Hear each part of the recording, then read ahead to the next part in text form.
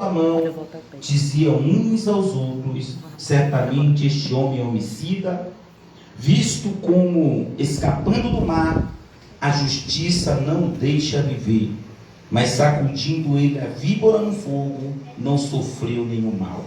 E eles esperavam que visse a inchar ou a cair morto de repente, mas tendo esperado já muito, e vendo que nenhum incômodo lhe sobrevinha, mudando de parecer, diziam que era um Deus. E ali, próximo daquele lugar, havia umas herdades que pertenciam ao principal da ilha, por nome Públio, o qual nos recebeu e hospedou benignamente por 3 dias. Digam amém. Amém. Irmãos, vou tentar ser objetivo. A Bíblia conta a história de um homem chamado Paulo. Deus marcou Paulo para uma grande missão, para um grande chamado. Mas quando Deus chamou este homem, que ainda se chamava Saulo de Tarso, a Bíblia diz que ele era um grande perseguidor da igreja. Mas Deus já via ele como um instrumento em suas mãos. O que é que eu entendo, pastor, com isso? Que nem sempre aquele que Deus chama, aquele que Deus escolhe, é uma bênção. Tem pessoas que ninguém consegue enxergar algo de bom nele, mas Deus enxerga. Ninguém consegue perceber nada de bom, mas Deus percebe. E ainda bem que os critérios de Deus para o chamado não é o mesmo critério do homem. Talvez muitas pessoas que estão aqui, talvez você não fosse a primeira opção na sua casa, na sua família, para servir a Deus ou para ser um instrumento de Deus. Mas Deus olhou para você, Deus sondou seu coração e viu em você uma possibilidade de ser usado poderosamente por Ele. Por isso que nós não podemos julgar ninguém que nós vemos pela rua. A Bíblia diz que nós temos que lançar a rede. Por quê, pastor? Porque a gente não sabe quem é aquele que Deus vai escolher para usar nessa terra. E Saulo era um desses homens. Saulo não cresceu uma bênção como Samuel foi uma bênção. Não. Saulo ele não era uma bênção desde novinho como Davi era uma bênção. A Bíblia diz que Saulo de Tarso era um homem que perseguia a igreja do Senhor. Era um homem que perseguia os evangelhos para prender, para apedrejar, para matar. Mas em uma dessas perseguições ele teve um encontro com o Senhor. E nesse encontro ele caiu cego. A primeira experiência com Deus foi essa. E muitos tiveram a primeira experiência com Deus em um leito, diante de um susto, diante de uma dificuldade, diante de uma enfermidade. Porque Deus tem os seus meios de atrair para a tua presença. Diga amém. Amém. E a Bíblia fala que Deus falou com Ananias: Ananias, tem um homem chamado Saulo de Tarso, que você vai orar por ele e eu vou curar ele. Mas Senhor, não é esse homem que te persegue? Não é este homem que persegue a igreja? Esse homem quer me matar. E o Senhor está mandando eu orar por alguém que não quer o bem da tua obra? Se fosse alguns crentes lá em Salvador, eu acho que ia falar assim: é para eu orar para matar, né, Jesus? Vou orar para o Senhor levar, né? Mas não. E o Senhor falou: ore por ele, porque esse é para mim um vaso escolhido. E ele ainda há de padecer muito por amor ao meu nome. A Bíblia diz que Ananias orou por Saulo de Tarso. O Senhor curou Saulo de Tarso. Saulo de Tarso já começou a pregar o evangelho, porque essa experiência começou a gerar algumas transformações. O ponto de vista dele mudou, a maneira que ele olhava para a igreja de Cristo mudou. O Senhor deu uma nova visão. Todo o conhecimento que ele tinha da lei, o Senhor deu uma nova roupagem. Ele passou a compreender, a interpretar bem os mistérios de Cristo. A Bíblia diz que ele passou um período pelo anonimato, e o Senhor tratou com ele ali, o Senhor trabalhou na vida dele até que ele foi lembrado. E quando ele foi lembrado, a Bíblia diz que na igreja de Antioquia ele começou a pregar, porque agora ele tem a visão certa do cristianismo, ele tem a revelação certa do que é o reino de Deus. E a Bíblia fala também que ele começou a fazer viagem missionária. Mas ele tinha um propósito, que ele queria chegar em Roma, ele queria pregar para o imperador. E aí, pastor, antes de Deus cumprir este propósito, o Senhor cumpriu toda a sua vontade. Existem coisas que nós desejamos muito e o Senhor não cumpriu ainda. Isso não significa que Deus não vai fazer.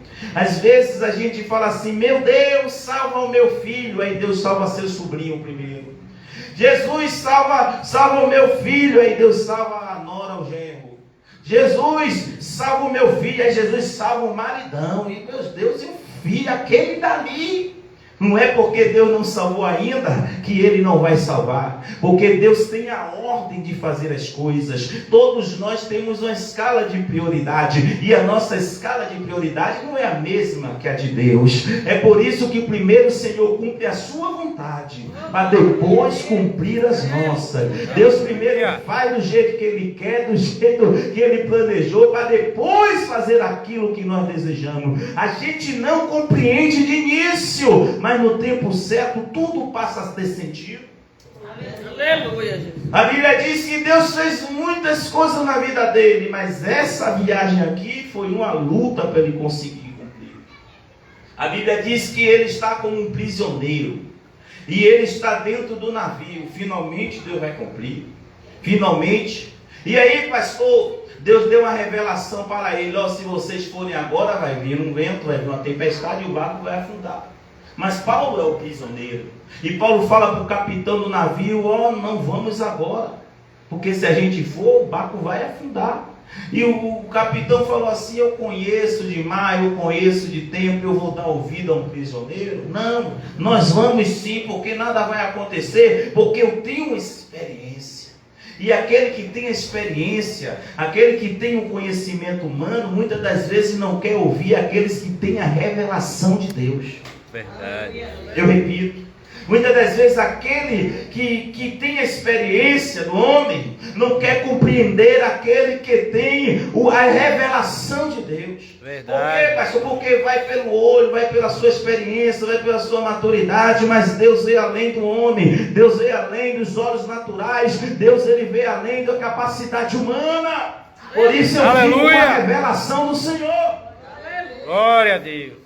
E não deu outra, no meio do caminho veio o vento, aquilão, e esse vento bateu no barco, despedaçou no barco. E todos ali, mas Deus falou com Paulo: não se preocupe, porque ninguém irá morrer. E aí, pastor, a pergunta que o capitão fez foi o seguinte: quem sabe nadar?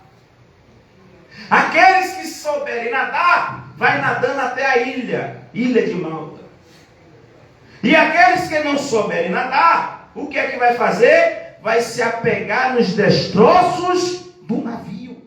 Pastor, o que é que isso significa? Muitas das vezes Deus fala que vai fazer algo na nossa vida, e no meio da jornada, no meio da caminhada, acontecem algumas coisas que a gente não espera.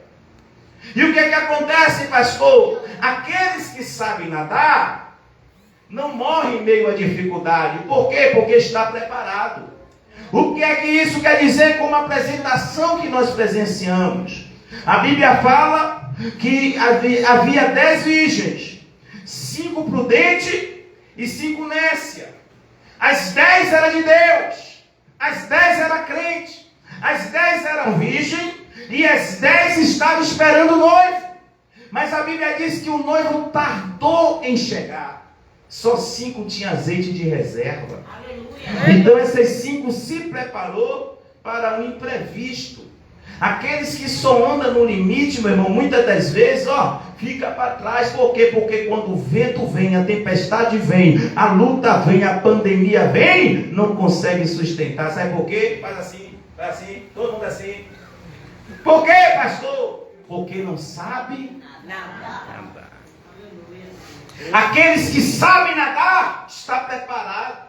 Não, eu creio que vai dar certo, eu acredito que vai acontecer, mas quando vem o vento contrário, ele não morre. Por quê? Porque sabe nadar. Aquele crente que sabe nadar, ele não desvia em meio à pandemia, ele não esmorece na fé. Vem o problema, vem a dificuldade, ele está firme porque tem azeite de reserva, ele está firme porque se preparou para o imprevisto, ele está firme porque ele está preparado. Aleluia. E aqueles que não sabem nadar, o que é que faz? Se apega aos destroços. Eu lembro que uma viagem, um dia falou assim, vem para a cachoeira, eu com Samba Fé. Vamos embora. A gasolina que está aqui, eu olhei assim, dá para ir para a cachoeira, na volta a gente abastece, ó. Não fui preparado. Sabe o que aconteceu? Fui. Tocamos em cachoeira, ministramos, Cachoeira São Félix, aquela região ali. E na hora de voltar, vambora, na BR abastece, 11 horas da noite. Eu não sabia que os postos fechavam 8, 7 e meia. Aí, estou saindo dali Santa Amaro abastece, sem posto em Santa Amaro. Meu Deus, na BR. Aí acendeu, saindo de Santa Amaro, acendeu a reserva. Meu Deus do céu. Se faltar gasolina aqui nesse escuro, meia-noite, no meio dessa BR. E eu fui preocupado, fui em 80. Por que, pastor, passei esse sufoco? Porque eu não estava preparado. Eu deixei para depois. Eu falei, depois eu abasteço. E eu não sabia por que. Aí eu fiquei, porque eu não abasteci logo na ida, porque eu não fiz quando eu pude fazer, porque eu não me preparei antes. Quem está entendendo, diga amém. Amém. E agora eu estou passando um sufoco. E graças a Deus consegui chegar lá para o Pai Banda de Simões Filho, encostamos um carro, atravessamos a pista, compramos a gasolina, voltamos correndo, abastecendo para conseguir chegar em casa. Porque eu passei por tudo isso, pastor? Porque eu não me preparei enquanto eu podia. Tem pessoas que falam assim, ó, vai dar tudo certo, aí acontece o vento. A pessoa morre na fé, a pessoa desvia da presença. Por quê? Porque tem gente que só anda no limite. Tem pessoas que só falam assim, tô fraco. Essa semana eu estava conversando com um rapaz, ele falou, tô aí. Estou na presença de Deus, mas estou capengando, né? Ele falou assim, a gente nunca está firme, nunca está forte, né? A gente sempre está capengando, mas está na presença. Eu falei, eu não. Sempre capengando, irmão. Tem pessoas que acham bonito falar, tô fraco. É os crentes 6 horas por mim lá. Sangue de Jesus tem poder, mas isso aqui em Itati não. Em Itati é diferente. Aleluia. Em Itati tem um crente que ora. Glória a Deus. Tem um crente que reserva. Glória a Deus. Tem um crente que busca. Aleluia. Por quê, pastor? Muitos vivem assim porque só vivem no limite. Só no limite. Paulo tinha um plano, Paulo tinha um projeto, mas no meio do caminho o vento veio e derrubou o barco. Mas a visão dele, o sonho, a chama permaneceu acesa. Quem sabe nadar, ele saiu nadando. E quem não sabe nadar, se apegue nos destroços. E muitas das vezes a gente precisa de se apegar em algo, se apegar a alguém, para permanecer firme, para permanecer vivo.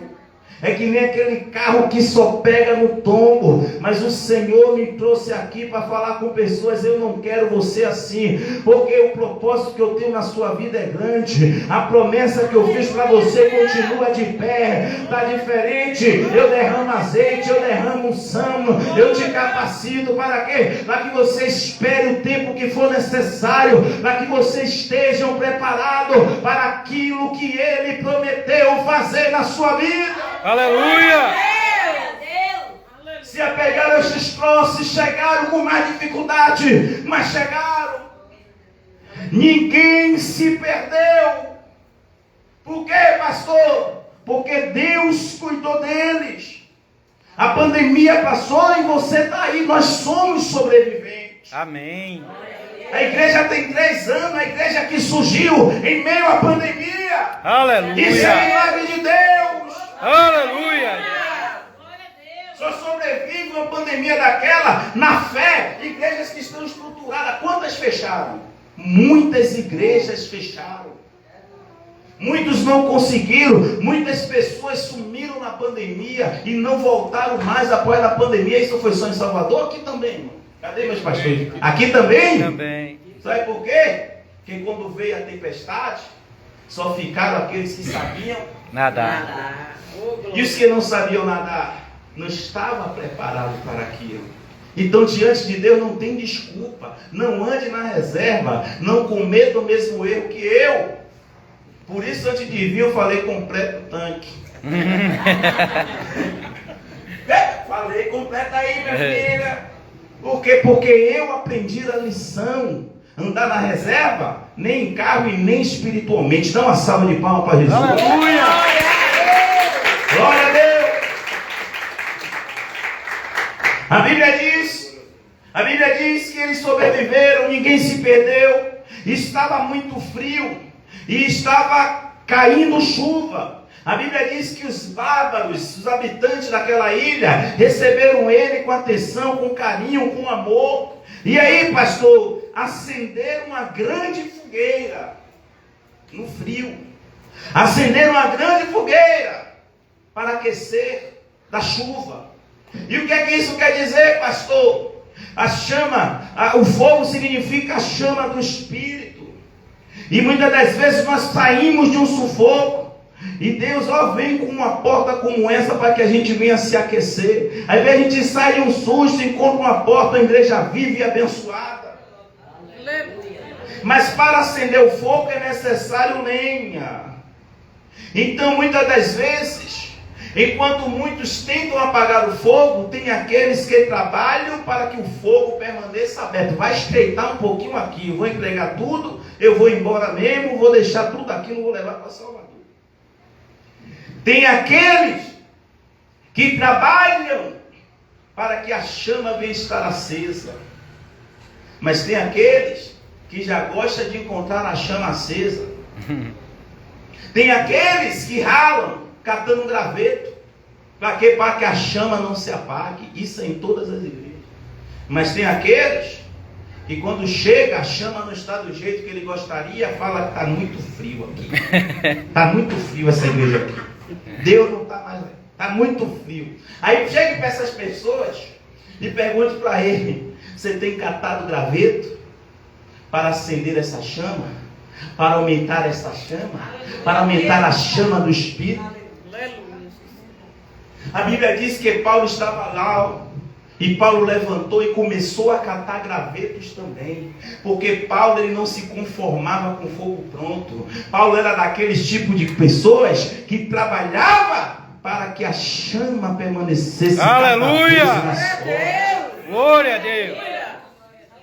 Paulo ele não se conformava, ele não, eu vou contribuir para que essa chama permaneça acesa, eu vou contribuir para que essa chama venha aquecer o máximo de pessoas possível, eu vou trabalhar para que a chama não se apague.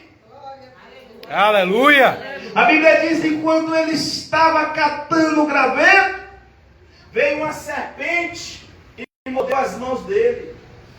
E os bárbaros ficou olhando, porque conhecia aquele tipo de serpente.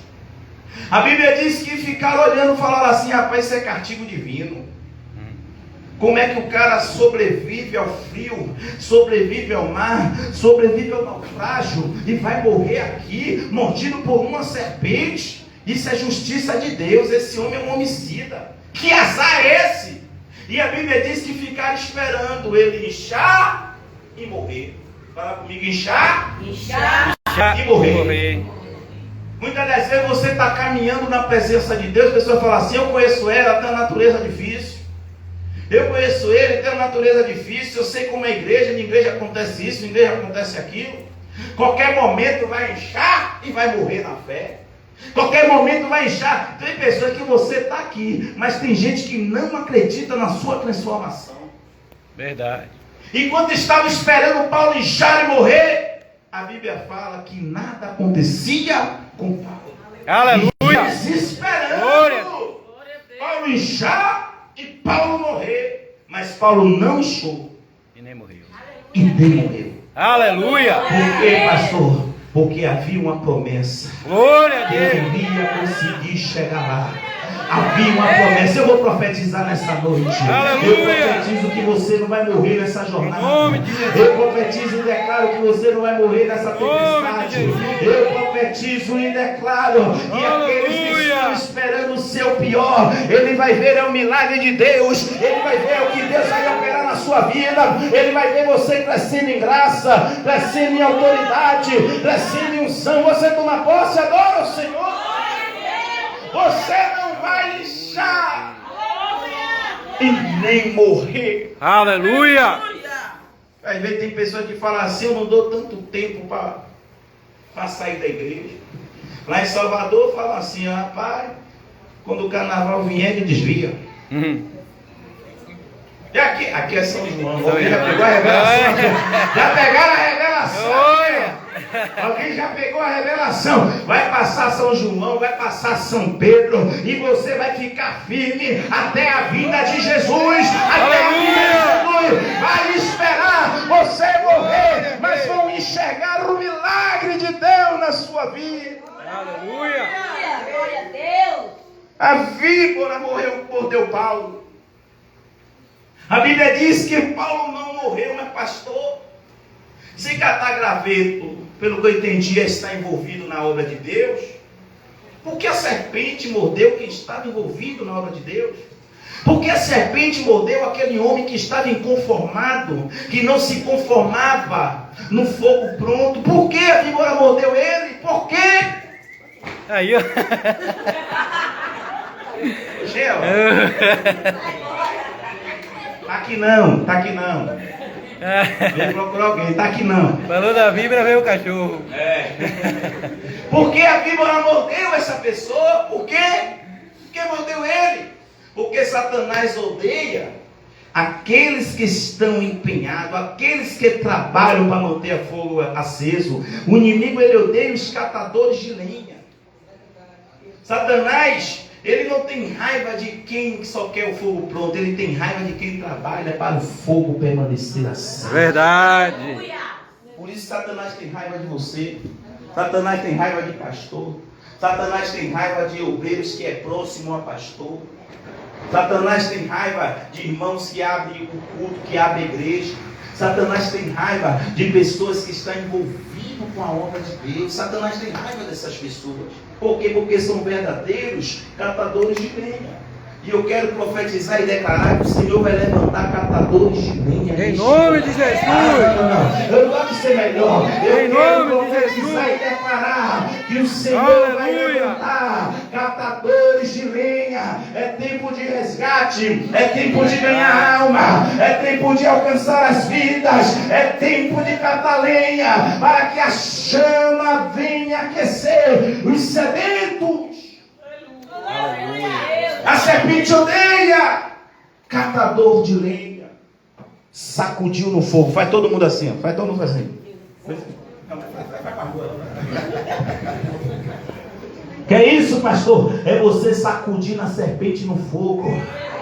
É você sacudir a víbora no fogo. Que é isso, pastor? É ela caindo por terra. Porque aqueles que estão ocupados com o reino de Deus, aqueles que estão focados, ele não se preocupa com serpente, ele não se preocupa com fofoca. Eu vou falar, Jesus. Ele não se preocupa com levante, ele não está preocupado com disse-me-disse. Ele sacode a serpente no fogo.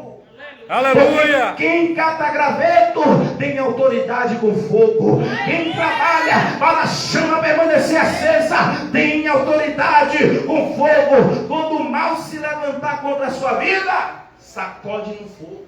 Aleluia. Sacudiu no fogo. Paulo não morreu. Paulo não inchou. A serpente que morreu, a serpente morreu queimada. Quando eles perceberam que nada aconteceu com Paulo, sabe o que eles fizeram? Começou a elogiar. Você é um Deus. Você é um Deus. Sobreviveu ao naufrágio, sobreviveu ao frio, sobreviveu à mordida da serpente. Você é um Deus. O que é que isso quer dizer, pastor? Às vezes, quando o inimigo não consegue nos pegar criticando, não consegue nos pegar nos atacando, ele tenta nos pegar com elogio. Cuidado. Quando chamaram Neemias, quando elogiaram Neemias, sabe o que Neemias falou? Eu estou em uma grande obra e não posso parar. Aleluia. Vem, Neemias, vamos caminhar junto no vale de Ono. Vamos caminhar, vamos passear. Neemias falou: eu estou em uma grande obra Glória a Deus. e não posso. Aleluia. Tobias queria destruir ele, queria acabar com a vida dele. Viu que não conseguiu, não aconteceu aquilo que ele queria. Agora vamos sair. Queria tirar Neemias do foco. Diga: Aleluia. eu não vou sair. Eu não vou sair Do foco fogo e dos projetos de Deus projetos para a de minha Deus. vida. para Aplauda a minha Jesus. vida. Aleluia. Glória a Deus. A gente não ir. Queríamos adorar Paulo, se prostrar diante de Paulo. Paulo falou: não, meu filho, não sou eu que faço essas coisas, não. Eu sou apenas o instrumento de Deus. Aleluia. Paulo, ele atribuiu a glória a Deus. Toda a glória ele ofereceu ao Senhor. Aleluia, Jesus. Ele não tentou tomar a glória para si. E o que Deus faz na nossa vida é para a glória dele. Amém. O que Deus nos dá, o que Deus nos entrega, deve ser utilizado para a glória dele, porque é dele, para ele, por ele são todas as coisas. Aleluia. E Paulo, ele soube atribuir a Deus. E ele falou: não se curve, não me adore. É Deus que faz essas coisas. Tem um ditado aí fora que diz: o que não mata embora, não é isso? É verdade. Então aquilo ali não matou Paulo, mas fez com que Deus fosse glorificado. Aleluia, Deus. Sabe esse problema, essa dificuldade? Sabe a luta que você tem passado? O Senhor vai ser glorificado em cima disso. Amém. Deus entendeu? A Bíblia diz que em lugar da vergonha tereis dupla honra. Aleluia. Aleluia. Glória a Deus. A Bíblia diz que aonde abundou o pecado, Superabundou a graça. Aleluia. Glória a Deus. já começou a pregar. Aleluia, Jesus. A Bíblia diz que as atribulações presentes nem se compara com o tamanho da glória que Deus tem reservado para você. Glória a Deus. O que pensaram que iria matar ele, na verdade fez com que Deus fosse glorificado na vida dele. Glória a Deus.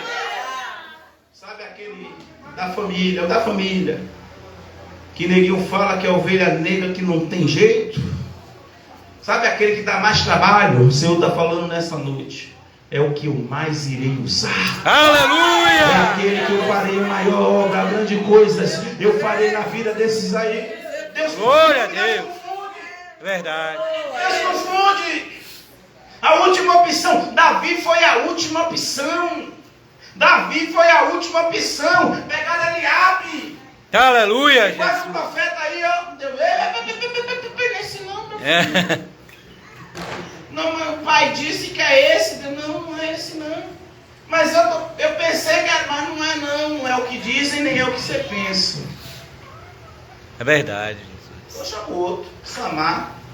Não é esse também não. Aí fez a filhinha. Passaram os filhos de Jessé. E Deus falou: não é nenhum desse. É aquele que estão escondendo. Aleluia. É aquele que ninguém está dando nada. É aquele que ninguém quer que seja ele. Ah, eu vou falar, Jesus. Fala. É aquele que ninguém espera. Aleluia. É verdade, Deus. Mas quem é? Não convidaram. É o que não convidaram. Não falta ninguém. Falta o menor. Aí Deus falou: é aquele que estão diminuindo. Aleluia, Deus. Está no pasto. É aquele que está lá escondido. Eu enxerguei, o homem não viu, mas eu vi. Ninguém vai se assentar à mesa até que o menor venha. Aleluia. E a Bíblia diz que quando Davi chegou, cheirando a pasto, cheirando a ovelha, cheiro de pasto, cheiro de ovelha é cheiro bom.